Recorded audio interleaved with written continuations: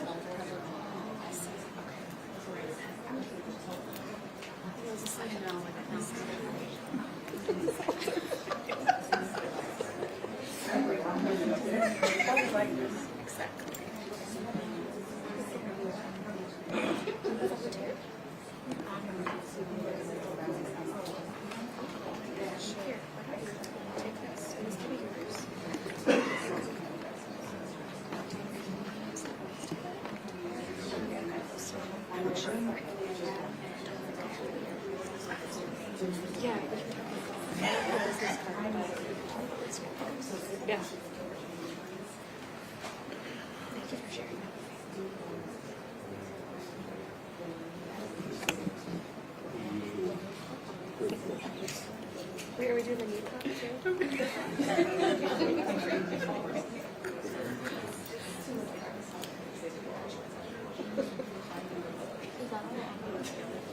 It's also on the right.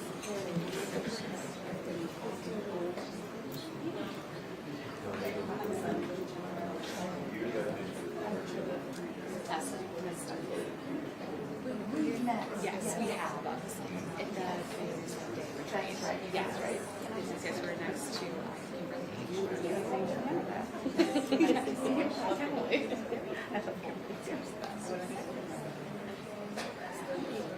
I'm Shauna. Really nice to meet you. And you're with? I'm with the network. So my side is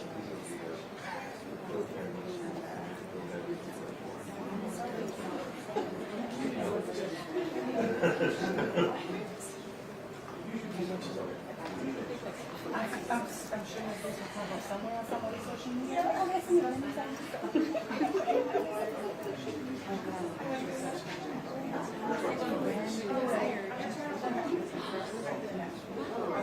Doing another one, we're doing another one.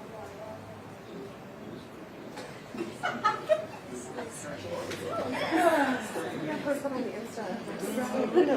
Okay, when they get on the network, we'll send it to them. I'll take it. Which network is it? Yes. Oh my God, what is it?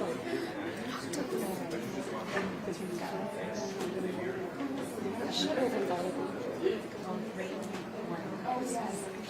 Just standing in front of you. Yeah, well,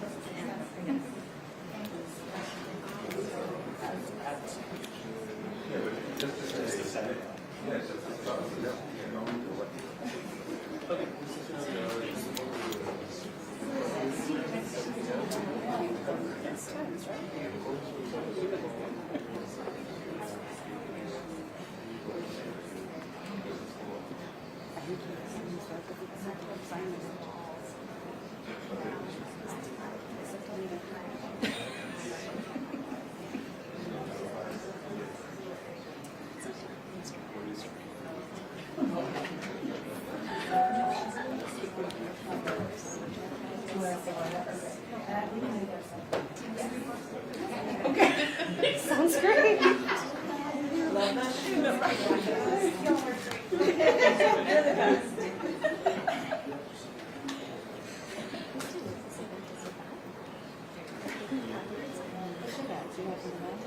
No, literally this.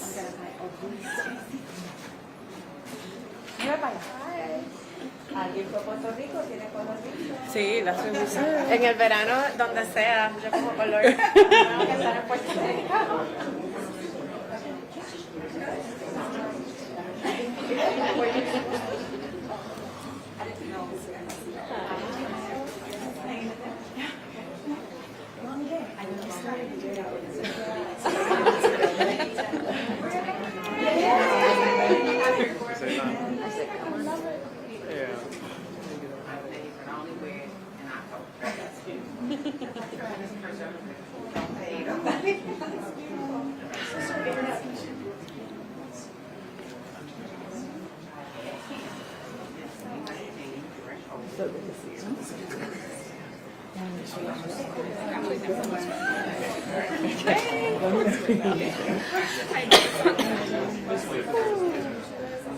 On this side.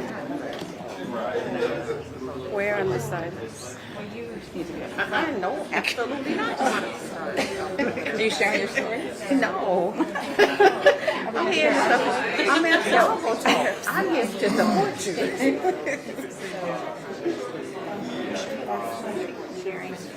So my tears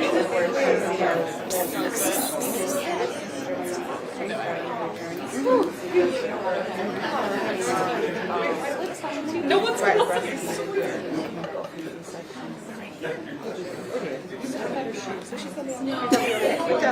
despite all of that, she's gonna still be here to watch her.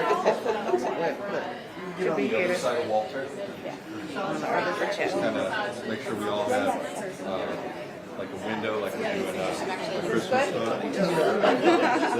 No, I'm not at all. I just don't want. Come on, you talk. Come on.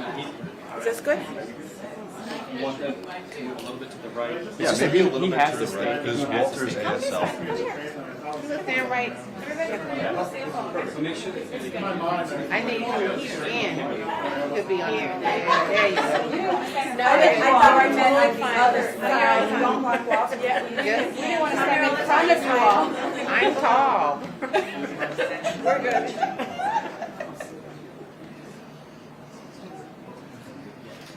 30 seconds.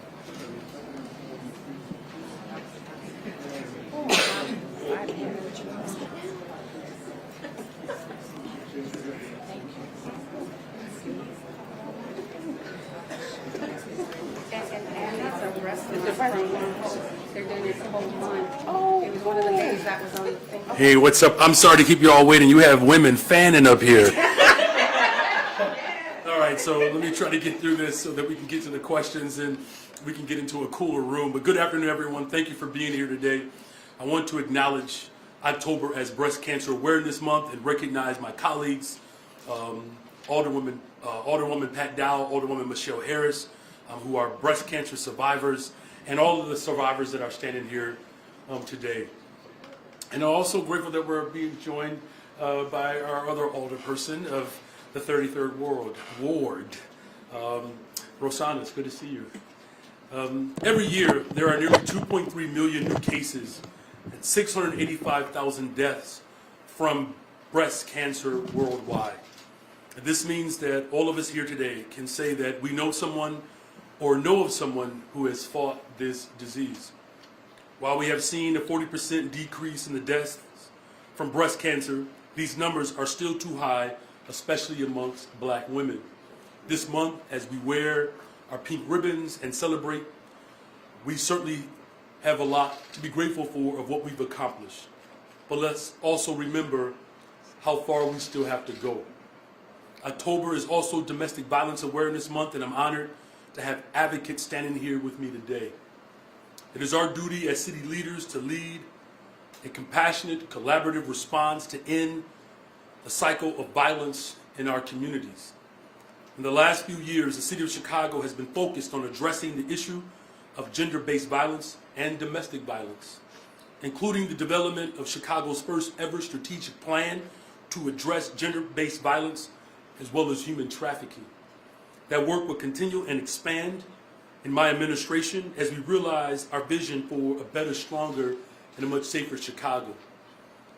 And while we're on the subject of public safety, I want to address the issue of robberies that are plaguing our city, which along with our new arrival mission, is at the top of mind of many Chicago residents, and is certainly top of mind for your mayor.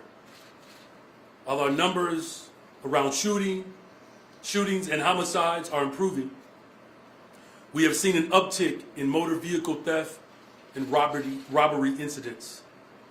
Know that this is an issue that I take extremely seriously, as these incidents are extremely traumatic and can have a lasting impact on a person's life, and even much worse. I want residents to know that under my leadership and the leadership of our newly appointed superintendent, Larry Snelling, the Chicago Police Department is determined to analyze and identify these robbery patterns as quickly as possible. And with this information, the department will utilize all resources, technology that's at our disposal to identify, apprehend, and charge these individuals who are terrorizing the people of Chicago. And finally, I'm proud to celebrate today the City Council voted to approve the establishment of the Mental Health System Expansion Working Group. This is a critical step towards the implementation of treatment, not trauma, and making our city a more compassionate and safer place. Again, I am grateful for the leadership of our Alder, Rosanna. Thank you for your leadership and your love for the people of Chicago. I want to thank City Council today for approving this ordinance, and I look forward to working as the group puts together recommendations and next steps. And so now with that, I will take questions.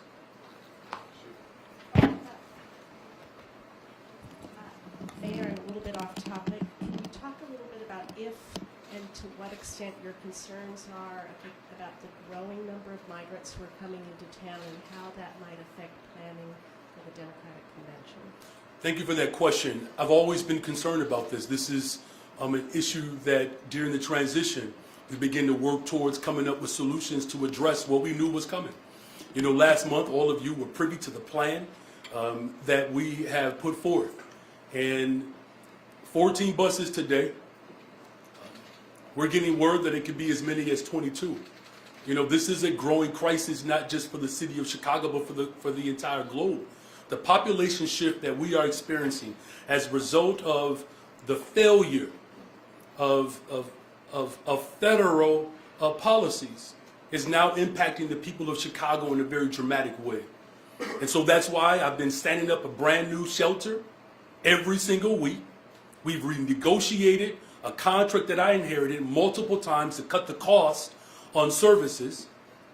A month ago, I expressed to you all that we are not just simply looking for brick and mortar, but we have these base camps that we are prepared to drive stakes in the ground to be able to meet this moment. It's a tremendous sacrifice for the people of Chicago, and I certainly recognize how hard it has been for the people of Chicago. But what I do know for sure, without action, the type of chaos that the Republican Party is causing, it's going to be greater. And so we need shared responsibility from every single level of government. And so my concern did not start last week. It didn't start today. I've been concerned about this. And this is why, for the first time in the history of Chicago, we have a deputy mayor dedicated to this very issue. We knew this was coming. The type of governance or lack of governance that we're seeing from the Republican Party, we've been knowing this. This is the same party that tried to overturn an election. You can't put anything past these individuals. So absolutely, they want to punish Chicago for being the greatest freaking city in the world. But we're going to continue to band together, do our part to make sure that we're showing up for people who have needed the government to respond to their critical needs for generations now. And that's why I'm making sure that we have mental health services, bringing Chicago home, abolishing the sub-minimum wage. That as much as I'm concerned about this issue, I have not stopped leading on my values. And I won't. Hi, Mayor. We can hear you. Can you talk about why you decided to welcome NASCAR back to Chicago in 2024, and will the City Council be asked to approve the permits for the race? Well, first of all, my administration has been in constant communication with NASCAR. And what NASCAR has been willing to do is cut the time at the beginning of the race and as well as at the end of the race to shorten the time of disruption that has taken place. We also got a better deal for the people of Chicago where NASCAR has agreed to invest towards costs that they didn't do before. And we've worked with the alders who are most impacted by NASCAR, and we will continue to collaborate and work with people to make sure that the people of Chicago get the best possible deal. And on the Bring Chicago Home public hearing, do you remain confident that the people of Chicago will approve this tax given the pressures on the commercial property values in the downtown area, or are you concerned that that will worsen the state of downtown real estate? 68,000 people are unhoused in the city of Chicago. Everyone agrees that this is, it's an embarrassment.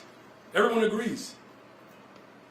And what I'm confident in is that the people of Chicago will come together to address this need. Look, the way this plan is laid out, 96% of people will receive a tax break. And businesses are still coming to Chicago. You all are reporting on it. Expansion continues to happen. Development continues to happen. And it's happening under my administration because we're bringing people together. And so, of course, you're going to have some push and pull. That's what democracy does. But we don't panic. Hi, Mayor. Hi. You mentioned the working group on treatment, not trauma. Obviously, your budget address next week, though, provides a more immediate opportunity to implement some of the pieces of that policy. Can we expect to see the reopening of any mental health clinics in your budget? And if so, how many or what other pieces? Well, that's a good question. Here's the good news, is that I get to pass multiple budgets. All right? And so you're not going to undo the type of trauma that has been executed against the people of Chicago in one budget. Right?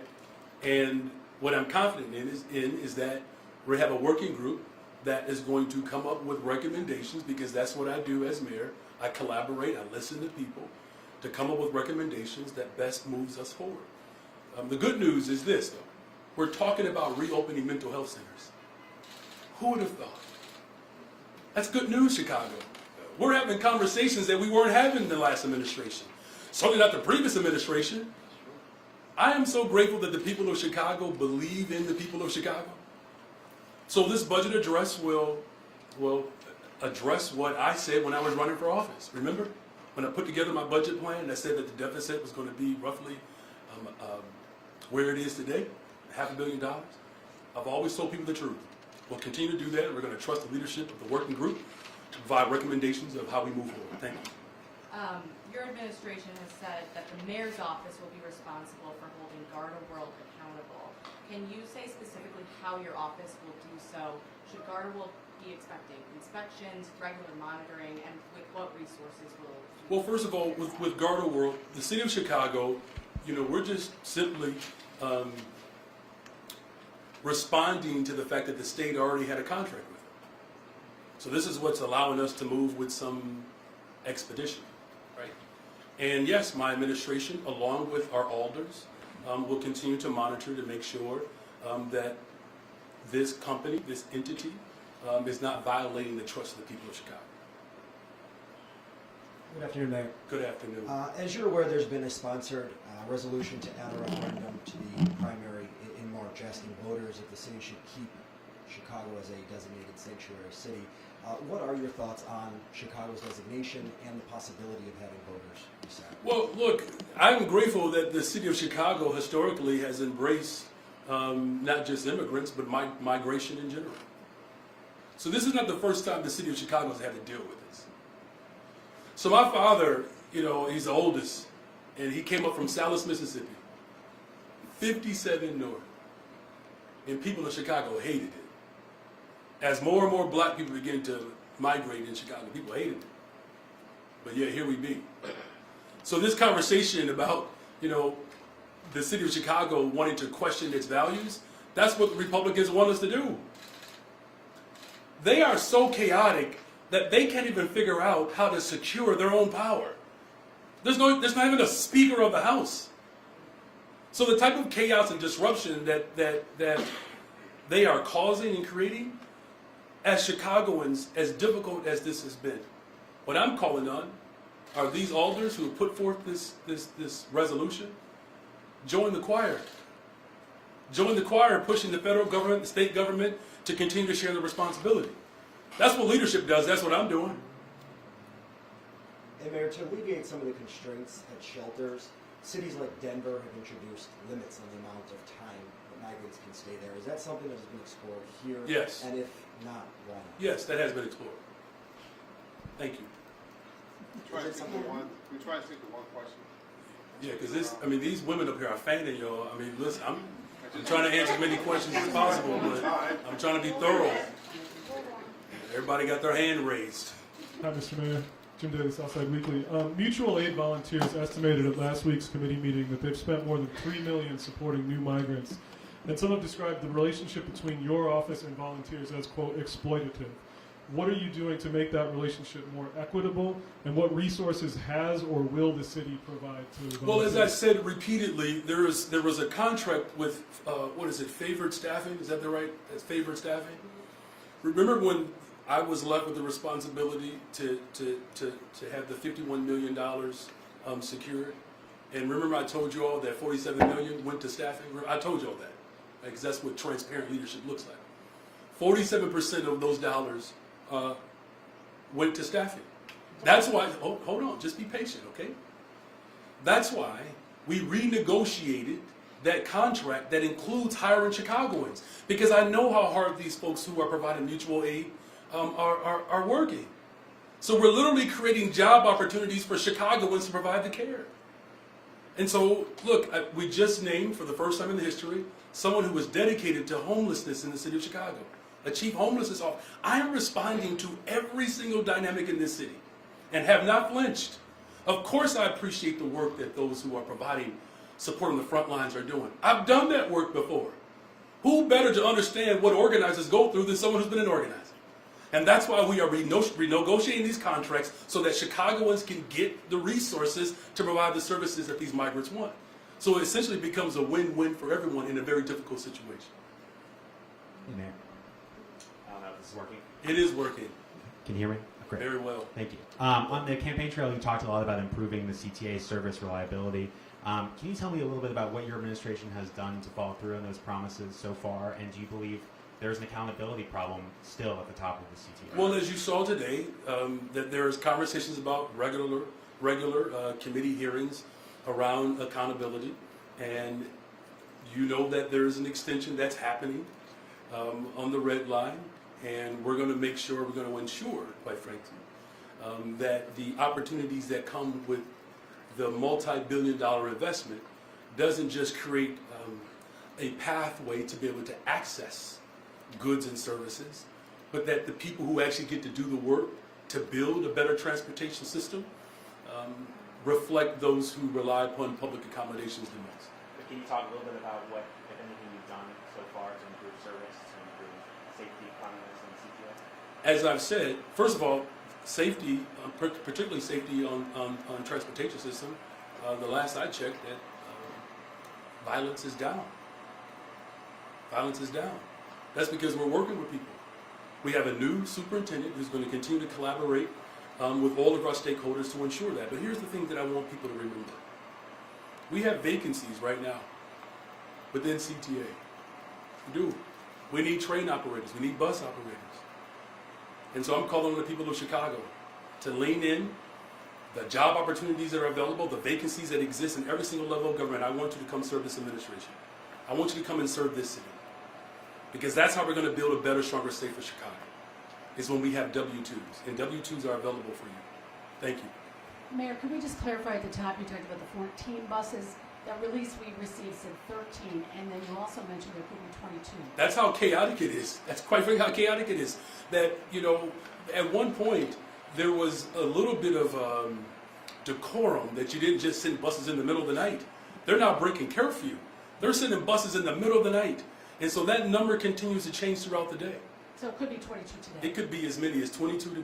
All right, I just want to clarify. Could you also respond to Alderman Beal's concerns about the people, the migrants dropped off at the 9th Police District? He said it's a district where sex offenders register. There's now women and children.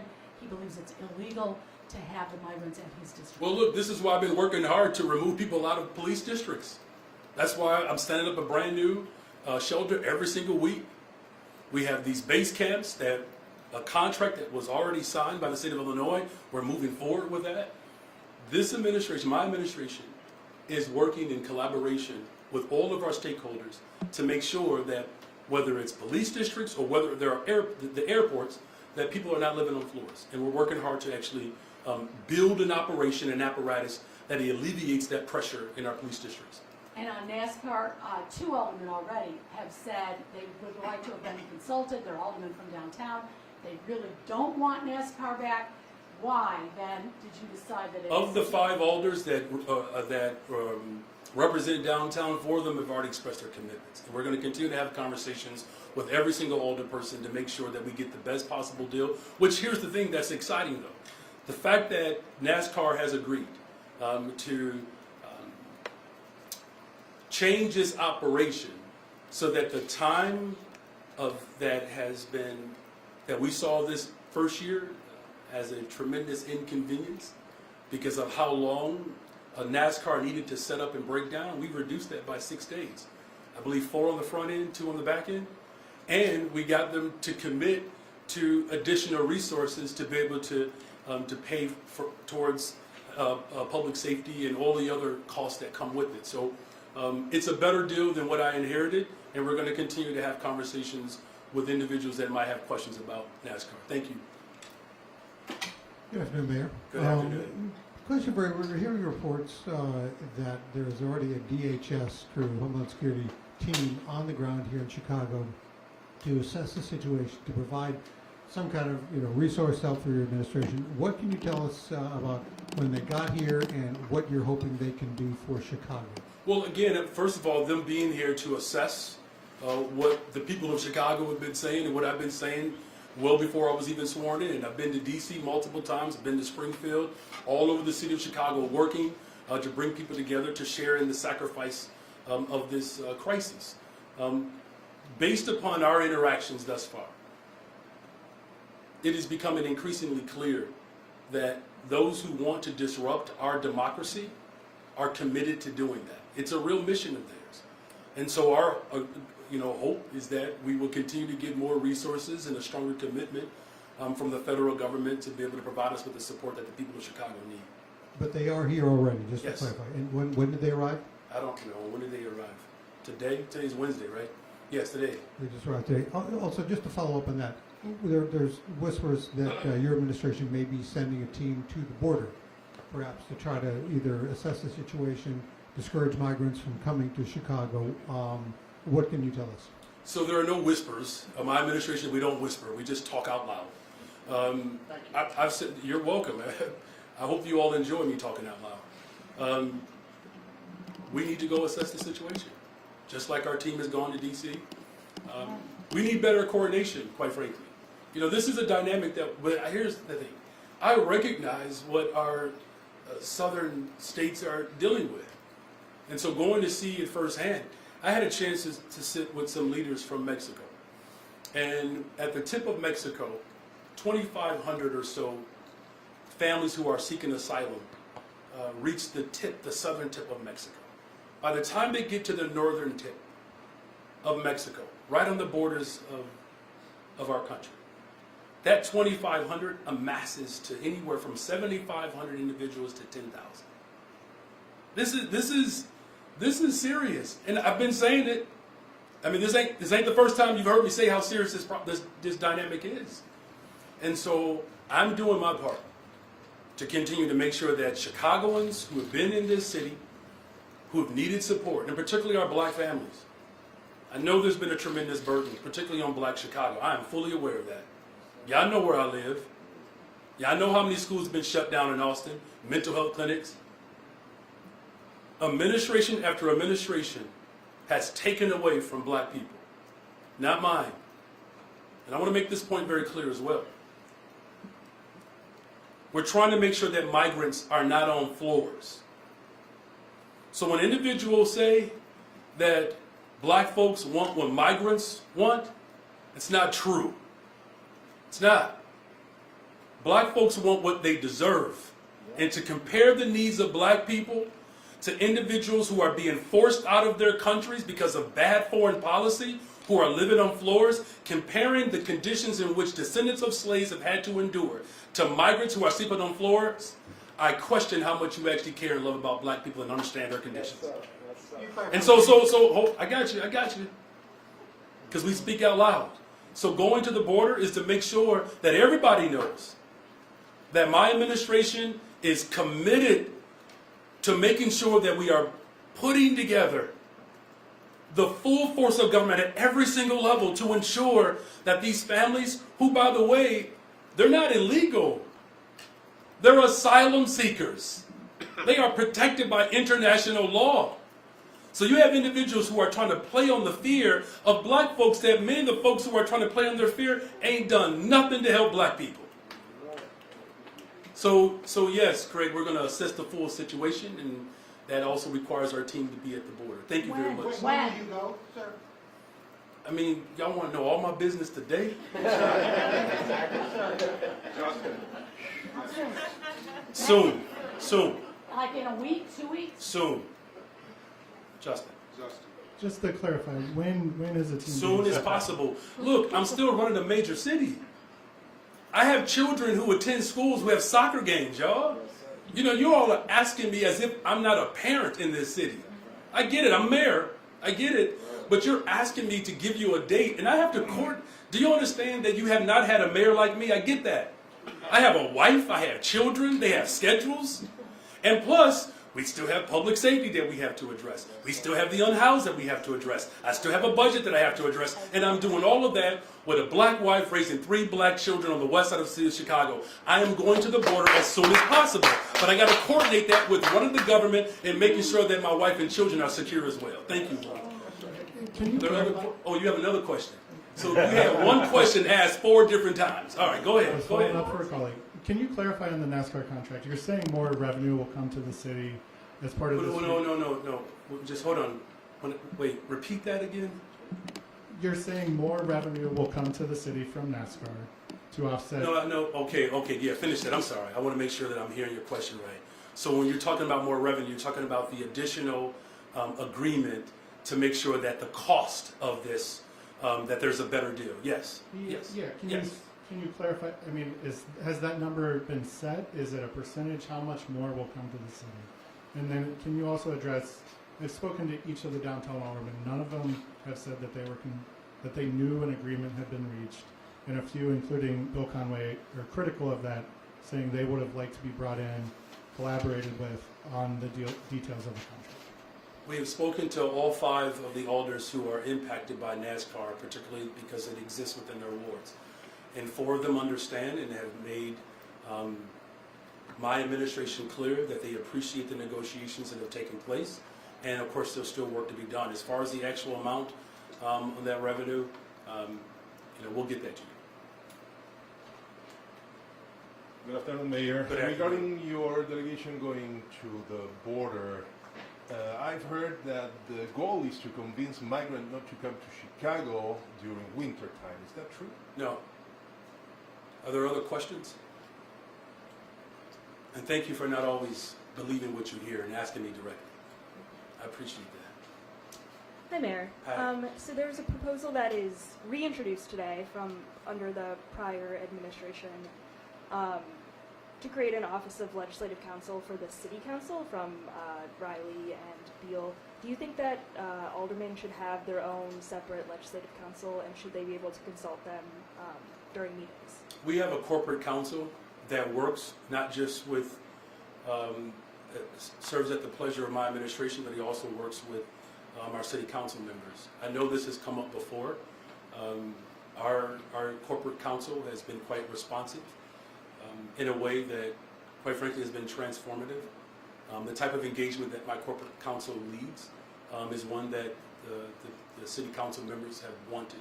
Now, as far as individuals who want something different, democracy allows for that to be debated. Do you think a legislative council could help avoid the kind of maneuvering that happened today with motions to table and I don't know? Those are rules. There's no corporate or there's no legislative council that would disrupt the rules. The rules are the rules. The rules are actually secured by the city council. We configure those rules. That's not even in the hands of corporate council. Thank you, though. Good afternoon, Mayor. On the new NASCAR deal, are you changing who is paying for setup and teardown and what you're charging them for the permit? Could you ask that one more time? I just know that a lot of critics this year talked about the NASCAR deal being unfavorable to the city. They specifically mentioned those provisions, like who's paying for setup, teardown, and the permit being $500,000 only. Is that changing at all? We have not made, that determination of whether or not that should change or live. What I've said is what I've said, is that the setup and the teardown, we've condensed that, and NASCAR is committed to making sure that there are resources available through NASCAR to make sure that they are providing the support that the city deserves. And a quick follow-up. Do you agree with your floor leader's decision last week to call out the governor, and is this a sign of tension to come? Everyone has to do more in this moment. Everyone. Look, as I just articulated, the city of Chicago, we're doing our part. We are. Every day. I have conversations with our alders, who are fielding phone calls, residents calling concern, because they want the government to be responsive to their needs. And the reason why I'm lifting that up is because, there are 3 alders that are with me today that love their constituents. And trust me, 33rd Ward, 3rd Ward, and the 8th Ward. And not that I don't get calls from other alder people, but the 3 that are here today, they make sure that I hear about the calls that they're getting. And they do it with a smile. We do need every single level of government to do more. Because you're asking the city of Chicago to do more. And that's who we are as a people. But at some point, that burden gets a little heavier. And all the people of Chicago are saying is that we need a little bit of help to lift this so that the burden doesn't solely fall on us. Good afternoon, Mayor. Batting cleanup. You've talked about the robberies and wanting to use every resource available in the technology. Does that technology include ShotSpotter, whether it's, I'm talking more the technology as opposed to the company, but has a decision been made about going forward with that technology? Well, let me just, thank you for the question, Craig, and thank you for your work. The trauma and the pain that the people of Chicago are experiencing because of these robberies and these carjackings, it's terrorizing our people. And that trauma is harsh. And I want the people of Chicago to know that every single waking moment, I'm working with the full force of government to make sure that the arrests that are taking place, the work that we are doing, we're bringing these brutal, terrorizing individuals to justice. Because it has caused so much harm and it's wreaked havoc. And so when I say the full force of government and using all forms of technology, I mean that. As far as ShotSpotter is concerned, everybody knows my values and the concerns that I have around ShotSpotter. Everybody knows that. But as I said to Superintendent Snelling, that I'm willing to listen to him However, what we have seen in the concerns around ShotSpotter and what we've done thus far has not necessarily yielded the type of results that the people of Chicago want. And so to build a better, stronger, safer Chicago, we need the full force of government. That's why we have a deputy director that's committed to community safety. We're working with all of our city departments, our sister agencies, to do the same, to lean in, to make sure that we're making critical investments. And let me just say this last part, because I don't want it to be lost on people. 24,000 young people applied, had summer jobs. 24,000. That's a 20% increase from the last year. 46,000 young people apply. I don't think there's a coincidence that we're seeing violence reduction, particularly in homicides and shootings, as we work hard to increase opportunities for young people. And so we have to do both and. Deal with the immediate dynamic using the full force of government to address the terror that these individuals are causing and making sure we're bringing them to justice, while also making sure that we're making the critical investments that lead towards a better, safer, stronger Chicago. Thank you all very much.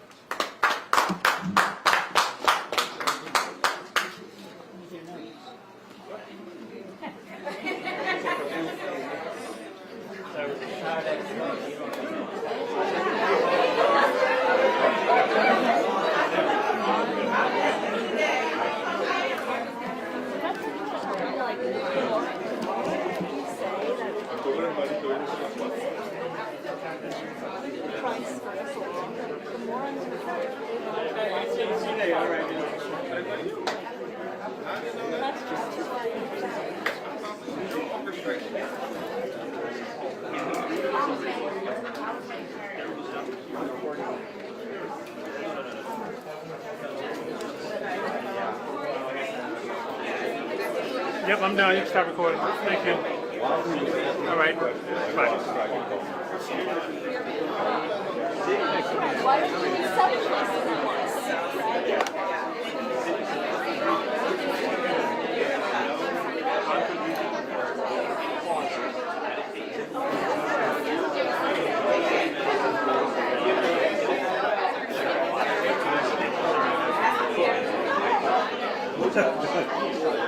Perfect.